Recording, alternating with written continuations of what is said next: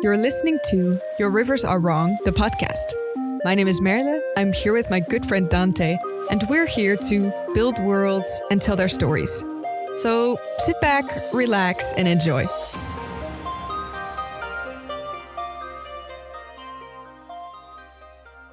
Hey, hello. Welcome back, one and all, to the Your Rivers Are Wrong podcast.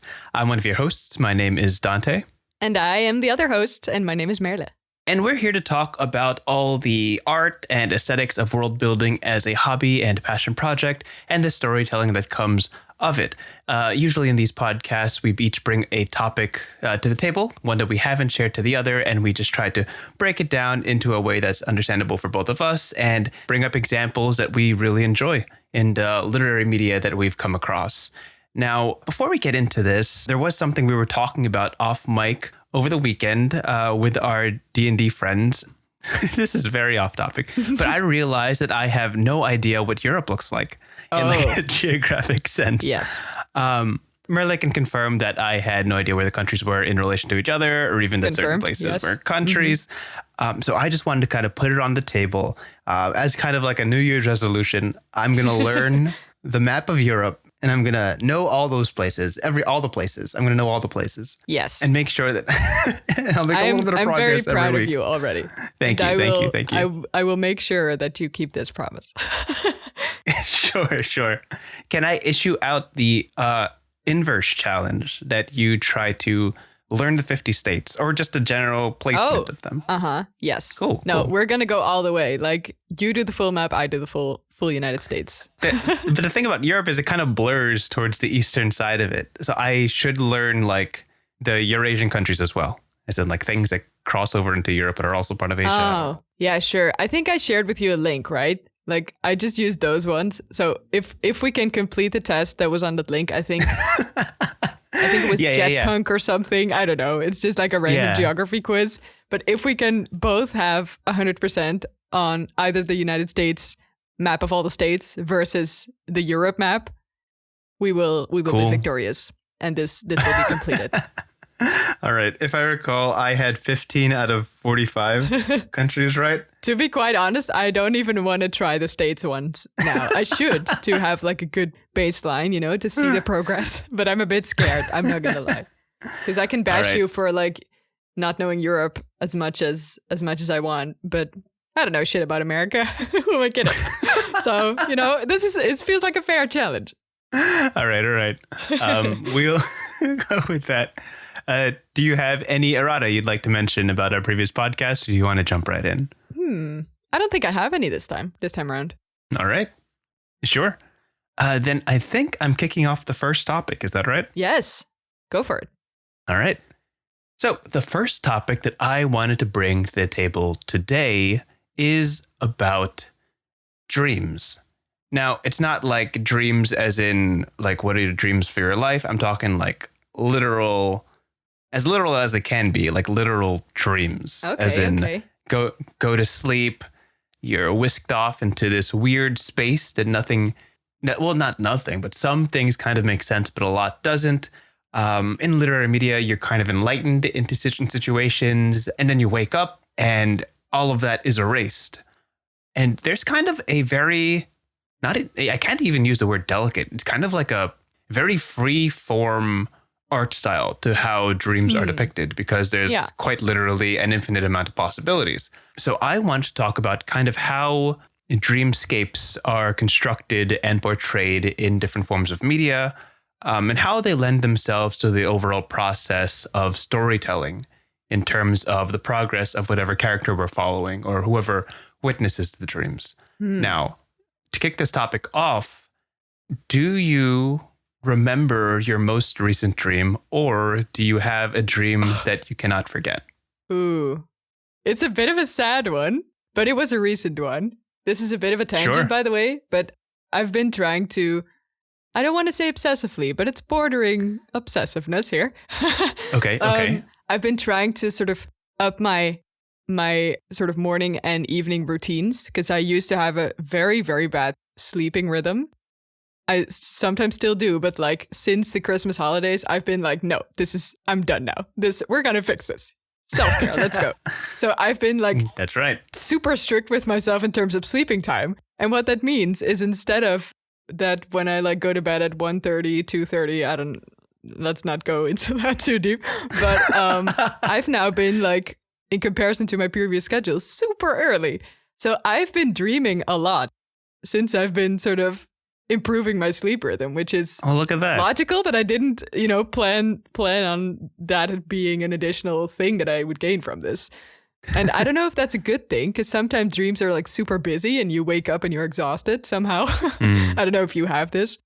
But the most recent one that I got was one where I think I was in like a student's house, like a sort of dorm, but it wasn't really like a dorm room like in colleges, but it was just a house where a lot of random students live. Sure. Like an apartment complex, and everything was super dirty. And there were like these... Oh, no. Yeah, it was a bit weird. But there weren't like any students there. It was just like little kids.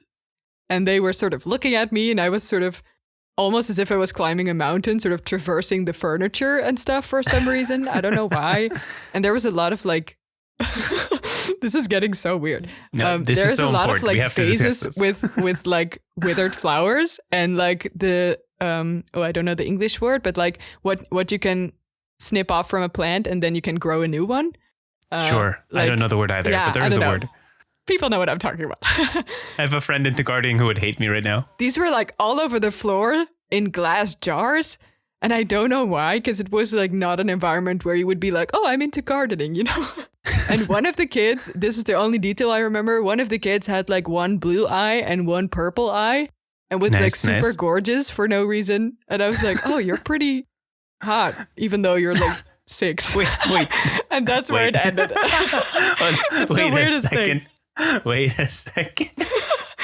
Okay. I'm not going to lie. No. This is a safe space. This is what I got. And yes, that is exactly where weird things can happen. Now, have you ever tried to interpret any of these dreams? Like try to understand what they mean?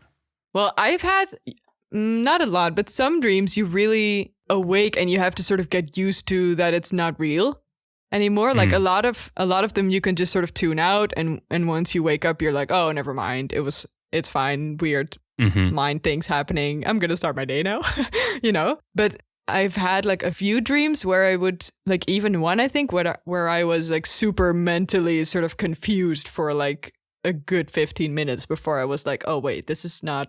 I remember even one dream when I was very little because it was so funny, and I was having a sort of quote unquote sleepover at my brother's room, like in the same house, but I would just go over to his room and sleep in the mattress that was under his sort of bunk bed. And then the entire night I dreamt that the mattress was like not laying under there properly. I felt like for 2 hours I was sort of tugging this mattress to go in the right way, even though it was already great. And then I just woke up and I was like, what's going on with this fucking mattress? And then it was just fine and nothing happened. And it was very confusing. But I think for mainly the dreams where you're like, is this real or is this just my weird brain being weird? Those dreams I've sort of tried to trace back every now and then. And sometimes you can sort of remember elements of it. For example, the gardening. Like I've been doing a lot of sort of indoor gardening or sort of repotting plants and stuff in the holidays, right? So that was like, okay, it makes sense that this is in my brain to sort of temper with or something. But what it means, I'm not sure. I don't think I've ever had like a sort of my brain is telling me something moment. No, I Did you have a moment like that or no? Not really. The most vivid dream I still remember to this day which is not nearly as like profound or meaningful as other ones. Basically, I remember in my dream, of course, waking up, getting ready for school, going to classes, doing like 3 or 4 lectures, taking an exam, doing really bad on it, going home, and then waking up from my dream to do it all again. And I was in the worst mood the whole day because I'm like, I've already done this. I've spent hours doing this. That's so sad. But it's not. I've never really had those. Oh, I'm seeing the future, or I'm. There's been a lot of like those, those zombie apocalypse dreams where the world is in some weird place. You can't really explain it. It's kind of like a young adult dystopia sort of situation, and you just got to kind of run with it. Had a couple of those, but dreams, even in like real life, not even in fantasy novels or anything, the concept of dreams and the purpose of dreams is still not clear. A lot of people believe that it is your mind trying to organize your thoughts into a way that's manageable for your upcoming days. Yeah. So like when you get a proper night of sleep, you have proper dreams and you're like ready and refreshed to handle new ideas and new concepts for your new day. But in literature, dreams are treated as almost magical or prophetic. You could even look towards the Bible. The Bible has Joseph who receives dreams about his future, Yeah, that's right. About his brothers and all that. And that stuff is super explanatory. Like it's literally like, there's 7. I think I remember there's 7 almost starving cows, and they stand for the years that you're going to have to like suffer through starvation and stuff. But then there's 7 healthy cows and something like that, right? Exactly. Yeah. Which is strange because it's like super literal. Which is not at all what dreams are, somehow. Yeah, but you can understand, of course, and anyone listening to this can understand, when you're in a dream, it feels real. Like, it is very, very real, True. And it's only when you wake up and you can take time to process it that you understand that some things you were doing and understanding and believing were not reality, Things just kind of, quote unquote, make sense for the moment. So obviously, when we experience these in real life, obviously, authors of literature take these dreams and allow them to become something more or equivalent to what they've experienced in real life and let them have a role in stories. Whenever there's a dream that happens in a book or a movie or a video game or anything like that, usually there is a meaning tied to it for a future purpose. Dreams in these art forms are used to, how do we say it, introduce characters, introduce settings, ideas and concepts and motifs that will follow into future chapters or future episodes. It's a really flexible tool in that it requires almost no setup, Like if you want to introduce a character that you'll be bringing in 10 episodes down the line, you don't need the character to meet them physically. You could just chuck them in a dream and it'll suddenly, this will be explained later, and it leaves a feeling of mystique. It leaves a feeling of like foreshadowing, which is a really wonderful concept. When I was thinking of this topic, the first thing that came to mind, of course, is kind of the crown jewel of dream, of media on dream, which is the movie Inception, where the main characters are tasked or specifically talented or equipped to steal information from people through their dreams. It's kind of like their literal occupation is to dive into somebody's subconscious, pull out information in a way that doesn't confuse them or threaten them, and then extract it for whatever corporate businesses they're working for. And the whole premise of the movie Inception is that they're tasked with something new, which is implanting a new idea into somebody's mind. Yeah. And that takes like layers of conditioning within the dream to make it all feel like it was a natural conclusion for the character that they're affecting. And in doing so, they're pulling from the main character's subconsciouses, their own gripes and insecurities and things that they have trouble with that are all kind of blending into this massive dreamscape. So basically, I wanted to kind of talk about how have you ever, in any situation, have you ever had to write about a dream, like for a specific purpose, I guess, to foreshadow, to explain, to guide somebody in a certain direction in how they were thinking or feeling, or how the reader is supposed to understand certain situations? Has that ever come up in things you've written? That's a good question, because it's so varied in ways ways that you can implement it as a tool. I remember, to start off, I think one character that I wrote, or actually it was a duo. So it was 2 characters, and one of them had this sort of ability, as a sort of way of doing magic, I guess, to whisper things to people. And then those, words or something would appear to others as sort of dream-like realities. And interesting. The way their character dynamic worked is he wanted to sort of develop his ability and was talented in that way, but he was also very much a coward. And the other person, who was a younger girl, was super physically powerful and saved him in many, many, many, many occasions. So they were very codependent on each other. But she had a lot of trauma, and he was sort of there to, or the way their sort of a little bit twisted relationship, I'm not going to lie, worked, was that he would sort of soothe her in sort of mental episodes. He would be sort of the mental support for her physical support. And I don't know if that would count as a dream, but it was very much something that I felt worked, because dreams for me are also very much sort of dealing with truth, you know? Because when when something's in your brain, which is how dreams work, it really feels, you already, you know, talked about this, it really feels as a truthful thing. Yes, exactly. And after you wake up, you can sort of, you know, re-examine and stuff like that, specifically when it makes no sense, which a lot of times it does. But if it's something that's sort of real, or if it's like, oh, my mattress is not sitting right, which is sort of a realistic thing, it can take a while to sort of realize that it's not the truth. And I think that's also what made it so powerful, that he had that ability. Like, he was a coward and he couldn't do anything else, and he was sort of weak.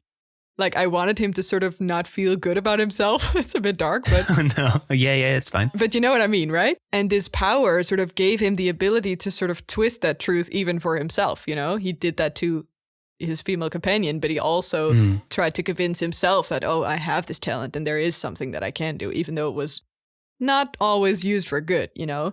It feels really dangerous to me. Like, if you give this to the wrong person, or if people start meddling in your dreams, it feels super invasive and personal and sort of hijacking almost, you know what I mean? Exactly. Yeah. No, it totally feels, as much as we can't control what we dream about, dreams are very much our safe space, if you could understand that. Yeah. You know, like, it's a place where you are truly alone with your thoughts, and you can, at least not necessarily practically in like real life, unless we're talking about lucid dreaming, which is like a whole different thing. It's a way for you to kind of reconcile ideas, and in different forms of media, it is certainly a tool that authors employ to allow characters to reconcile feelings and understand what they've been through, and kind of witness. Sometimes it's used for like flashbacks to experience to re-experience what you've gone through before, and how the character responds to that is important to their growth or their dynamicism as a character. Yeah. Definitely, like, you can, sometimes characters will like dream multiple times in a series, and if they see the same thing at the beginning of the series versus the end, very often they'll react in completely different ways to prove the growth that the character has experienced, you know? Yeah, for sure. I have to say, I always find it interesting that dreams are so different in fiction somehow, because it does feel like it's feels very... It's like purposeful. I think. It feels super placed. That's the right word. Yeah, purposeful. The thing that I like about dreams in real life is that it's completely sort of random. That it really is very hard to understand sometimes. Oh boy, could you imagine if you could predict what you were going to dream about? Oh, I don't know if that'd be good or bad. Like, you go to sleep like, oh, I'm going to relive that test, aren't I? I think it would sort of lose all the charm of it, to be honest. Because you would always be able to sort of escape things. Oh yeah, I mean, yeah, that is that could be a world building problem if you have to relive. Yeah. You have to relive your day when you go to sleep. Oh, I don't know how I feel about that. It's like the ultimate do-over prompt. Yeah. But yeah, I kind of just wanted to bring that to light. I've been thinking about, I don't know, I've kind of dwelled on this topic for the week, and like realized specifically in the stories that I tell that I quite rely on dreams a bit. Oh, really? Okay. That's interesting. Like, as I always do, I tie it back to D&D. Sure. My campaign with my players, if they're listening to this, they're used to it. Basically, the premise of the story is that all their characters have lived past lives and accomplished different things that have shaped the world into what they're experiencing now. Oh, and nice. Often the way that I enlighten them on what they've done in the past is through dreams. They're kind of thrown into this different person's body, into a certain time, a certain place, and they just have to kind of experience it point blank and try to interpret it when they wake up. And as I kind of introduce the things that they've met in the dream into the present day, like in things that they encounter, they start to connect the dots and be like, oh, this is what this meant. This is what this meant. Oh, I like that. Okay. So do you give your players agency during the dream, or is it more like a sort of flashes before their eyes kind of thing? Of course, they're in full control of the person that they're embodying, but how they react. Okay. They basically witness the scenario that their past life was in, and then they have to react organically to what's going on, or if they want to follow what they think this person would do, or just try to make sense of it in a completely like out of body experience. Interesting. How they've approached it in different ways has been really interesting.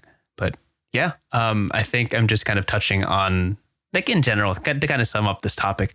Dreams, although they're still kind of a mystery in real life, they serve a very purposeful and actually pragmatic tool in any literary art form.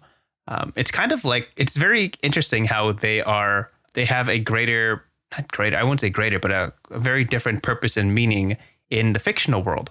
In fact, in the fact that they're more practical than they would be in real life. And I think that's just a very fun concept to play around.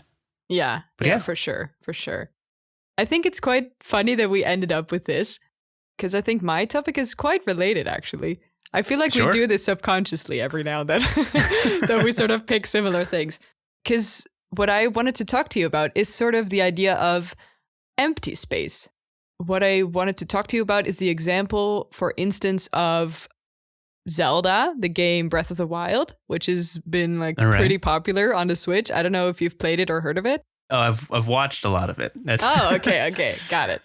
Because when I started playing that game, the thing, because I've been a bit out of Switch games lately, like my mind just hasn't been in the right spot for it. But what I still love most about that game, or remember vividly, is the amount of empty space that the curators dared, I want to say, to put in. Because for the uninitiated, I think Breath of the Wild is a game that is very lush. It's a very, very big open world. And the first images, that come to mind after playing this is just sort of empty fields of grass, sort of rolling hills, danger in sort of small spots of the world, a little bit of, people and villages every now and then, but a lot of traveling and a lot of time to be on your own. And I think I'm very interested in that concept, or the sort of the way that you can use empty space by sort of not using space, if you know what I mean. Because world building very often in sort of cool things we see online, or in the very epic fantasy novels, Tolkien style, Game of Thrones style, whatever, really feels like every part of the world is its own thing, or has a history, or has been filled up to everything a degree. Is purposeful. Everything's purposeful, yeah.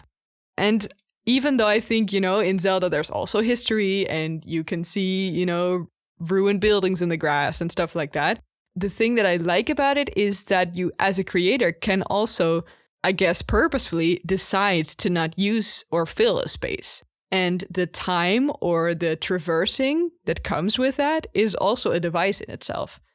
And I think I've been really interested in this also, if we're going back to D&D or, tabletop a little bit, in terms of the difference of sandbox, as they then call it, versus railroaded games and everything in between.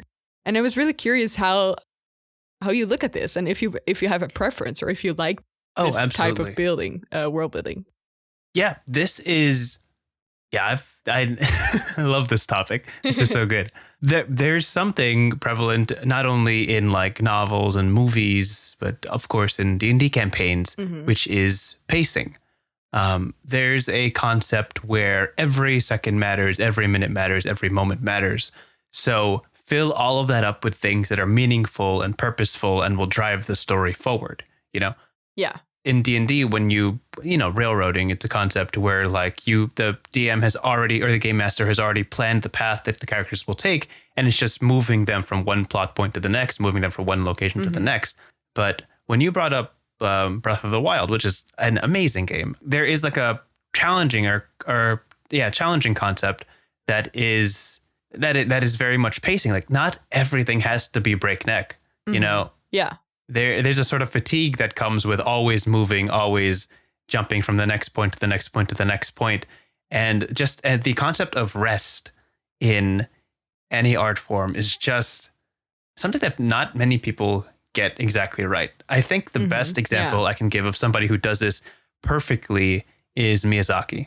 When you watch any of the Studio Ghibli films, there is often just 30 seconds to a minute of the characters just enjoying the scenery, you know, walking through the garden, smelling the roses, not even like maybe fixing a meal or something like that, that has no purpose in the story. You know, it doesn't drive any points forward. It doesn't introduce any new concepts. It's just there for a break, for peace. That is something that very much reminds me of Breath of the Wild, where there are places specifically meant for you to just enjoy. You know, no need to be stressed, no need to worry about things. Yeah, and I think what's interesting about that is that also because Breath of the Wild allows for moments of rest, there's also mechanics of rest, which is like cooking or horseback riding. Or I don't know, there's like some random mini games that don't mean anything. Like you can slide off a hill in a sled, and that's sort of a thing that you can do if you want. You know what I mean? You can do that as many times as you want, you know? Yeah. Or there's like these little Easter eggs, what's the name again? Like the seeds, Korok seeds, I think. Yeah. Korok seeds, yeah. Where there's just these sort of little sneaky landscape puzzles where if you chuck a stone off a cliff just the right way, you get like there was a secret seed in there. And then you have a seed that doesn't have any consequences or, you know, I think a little bit somewhere. But, you know, it's really just for fun, I guess. And just for sort of passing time a little bit. Or, the cooking mechanism is also like really nice because it does give you advantages and stuff. That's right. But also it's really built for sort of just enjoying the mechanic of resting, I feel, or sort of, you know, preparing for something bigger. And I almost very often love those preparing or resting moments, the empty space, quote unquote, empty space moments, more than the boss battles. I've always said to my friends, like, the way I play Breath of the Wild is literally just avoiding the boss battles and just riding around on my horse all day and just talking to people. Amazing. And then, you know, and that's it. I don't need anything else from this game, which is great. I love the amount of empty space because I can just be in it forever. Like I can super be lost in it. And I love it. Yeah. No, I absolutely understand. In the campaign that we played in D&D, we had, you know, saving the world missions. We had places we needed to be at any given point in time, and we had a timer and all that on how fast we had to do it. But the times that we got to understand our characters the fullest, or truly like interact with each other and understand each other better, were those moments of rest between the big conflicts, between the traveling, between the fighting. Yeah, you know, when you really got to sit down and reflect on what you've done, where you've been, where you have to go next, and how you feel about that. You know, moments of peace and quiet were just as fun as the actual campaign. You know? Yeah, for sure.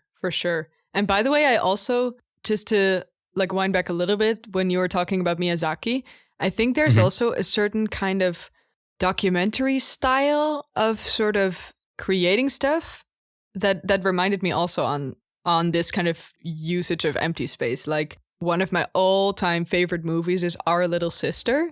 It has, I think, a Japanese title, but the American title is Our Little Sister by Hirokazu Koreeda, I think. And he used to be a documentary filmmaker. Oh. And it is fiction, but all this is, the first time I watched it, like I've been rewatching it many times and now I get more and more out of it, of course, like you do with every good rewatchable movie.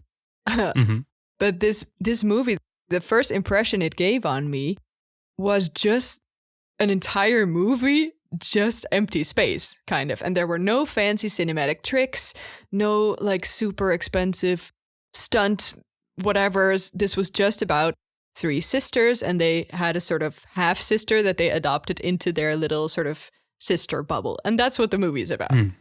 And that's sort of it. And she just goes to school, and sister number 2 has a date at some point, and that, you know, that's just a vibe, and it just keeps like rolling on a little bit, and there's just, you know, scenery, and they go to the beach at some point, and then at some point the movie ends, and then just everything's good. And for some reason, it impressed me so much that despite having, no fancy cameras, no cinematic sort of analyzable stuff, this movie had such a big impact on me. And I think that's so hard to do in sort of the age of Marvel 10 million movies, Yes. But, and I really was impressed by the sort of documentary feeling of this almost. And I think that's really, I don't know, really a sort of tribute to storytelling if you can pull that off, because it's way harder than just sort of slapping all your stuff at it and then it sort of becomes a thing. You know what I mean? No, absolutely. Yeah. Yeah, it's so hard to get that right. I feel like there is a thin line between a relaxing, pacing scenery versus a story that's not moving fast enough, I think it's also hard to, I don't know, I guess sort of find a middle ground there, because it's either very much slice of life, I feel, or it's like super high pitched action, let's go sort of energy to it. Mm-hmm. And the in-between works as well, as we've seen in our D&D game, we've had both. It balanced each other out, but it does feel like that specific kind of stuff is very hard somehow. No, of course.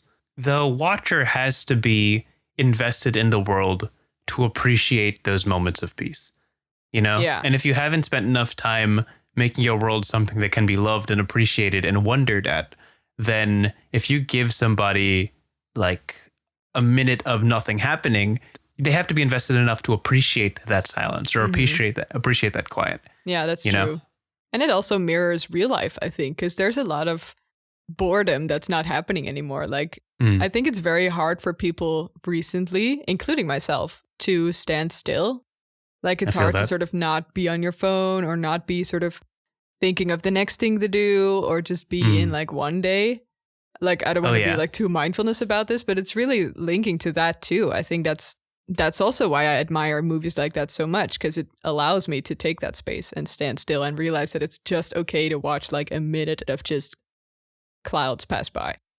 Yeah. There's an idea, or kind of just a relatable feeling for like all New Yorkers, that we move really quickly, as in like we travel through the city to get from one place to another.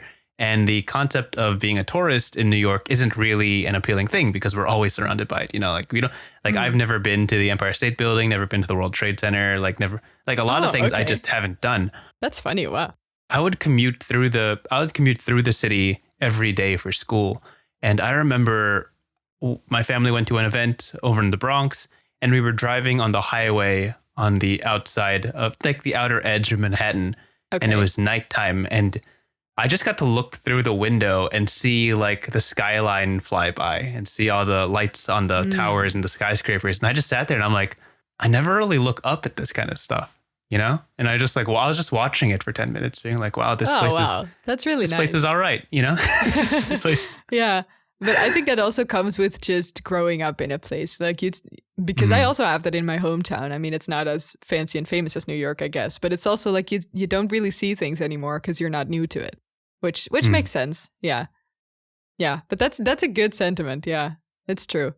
I have to say, ever since I've sort of, because I don't think I ever moved places before I went to study in another city. And now I'm living also in that city, in the Netherlands. And I think because now I have to like get to know a city instead of just, take it for what it's always been. I really sort of start to fall in love with it more. Because I have to, I'm taking a lot of walks and I'm like, oh, this is also here. Wow, I've never realized, et cetera, et cetera. You ever just take like a totally different route just to see a different part of the city?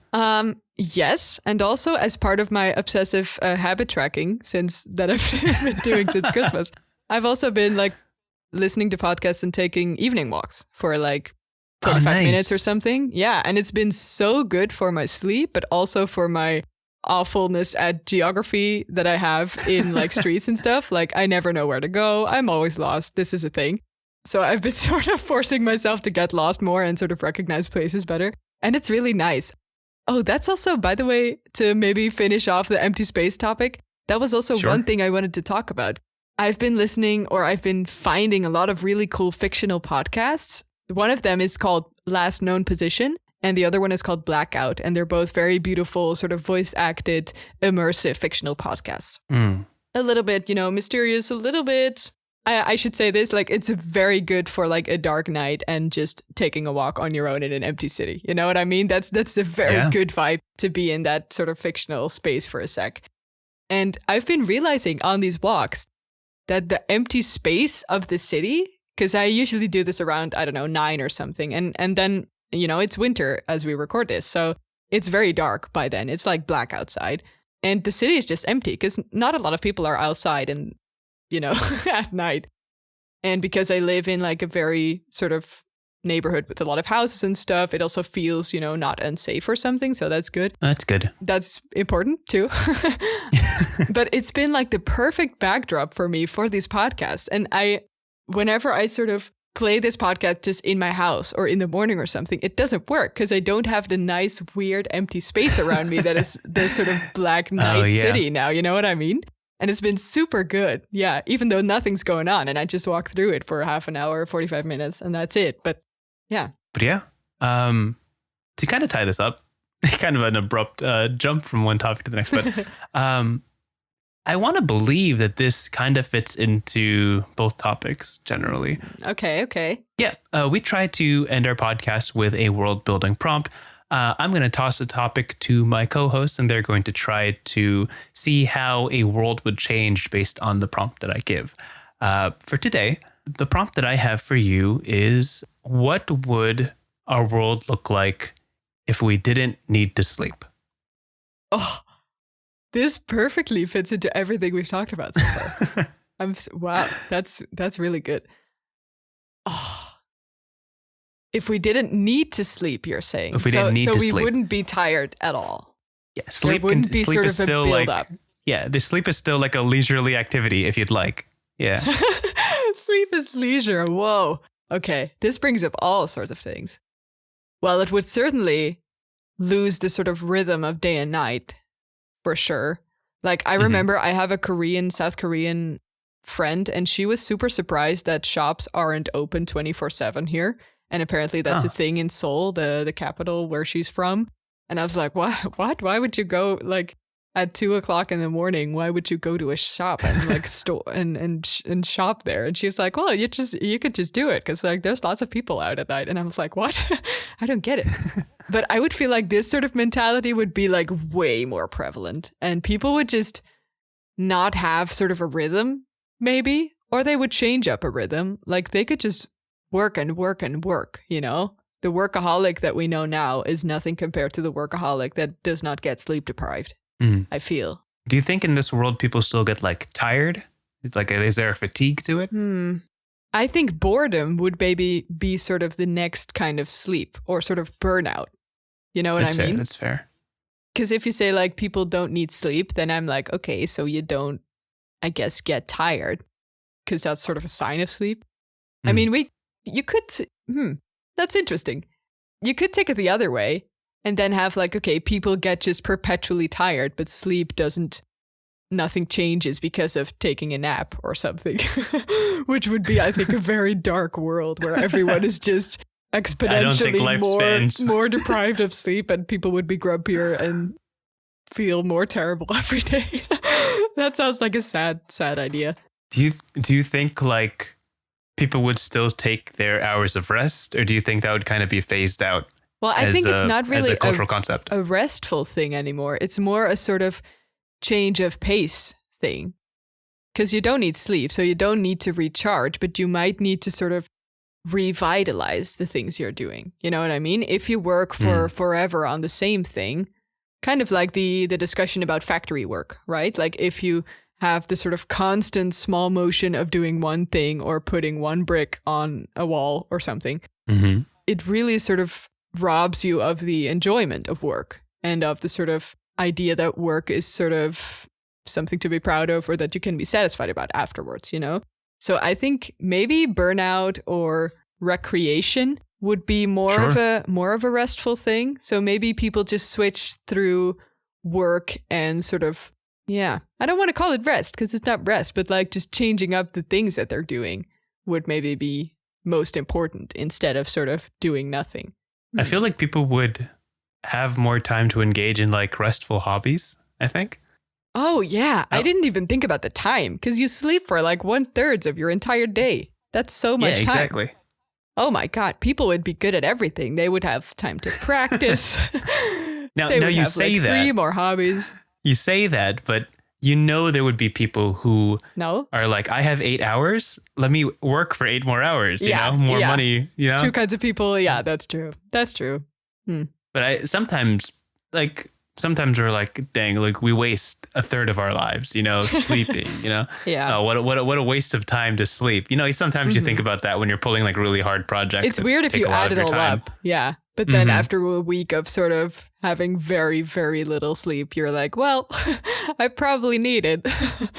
Dang, they were right all along. Yeah. Yeah. Like I find myself being like, okay, how much sleep can I cut out of my schedule to accomplish what I want? I was going to say, like, I feel like know? you have a very intense schedule with like work. And also like, you just told me like that you were up at 2 a.m. or something this morning and you were like, I'll just, learn Premiere Pro instead of trying to sleep harder or more, I should say.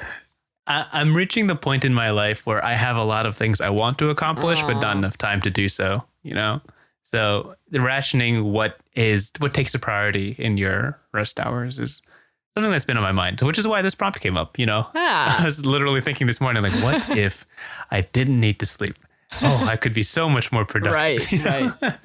I wonder, though, how it would change people's mentality on things, you know? Because I do feel like the fact that we all need sleep is sort of a nice baseline of starting your day and ending your day. And I think that would get like very blurry if we don't pay attention or if we don't need it. Because it's a very sort of staple thing in everybody's lives. Yes, exactly. Like I can have nothing in common with someone, but then we still both need sleep. Yeah, you walk up to anybody on the street. You like sleep? I like sleep. We both like sleep, right? Friends. We both like sleep. That's what I mean. Yeah, exactly. Yeah, and I think even if we didn't need sleep, I would still sleep for like the sake of sleeping. Like I just like, oh really? like laying down and resting and feeling rejuvenated. You know, it's just it's a period that people can't. I can't say that I'm being nihilistic, but it's a time that people can't take away from you. You have to sleep. Sleep is necessary, and therefore there's always time to yourself. It's true. You know? Yeah, that's very true. Yeah, that's a good note. That's a good end note. Yeah. So we at the Your Rivers Are Wrong podcast always advocate getting your nightly 6 to 8 hours of sleep. Get some sleep, kids. Organize your morning and evening rituals so that you guys can have a productive and enjoyable day. Yeah. Thanks you guys for tuning in. As always, if you have any ideas for topics that we should cover or prompts that we should finish our podcast with, you can always email us at yourriversarewrong@gmail.com. Yes. Thank you again. Thanks for tuning in.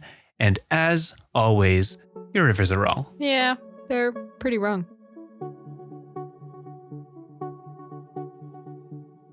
Thank you so much for listening to this episode of Your Rivers Are Wrong. If you have any questions, comments, or ideas for future episodes that you'd like to hear us cover, feel free to contact us at yourriversarewrong@gmail.com. Our intro and outro music is written by Maarten Schellekens. Thanks for that. And again, thank you so much for listening. We hope to see you at the next one.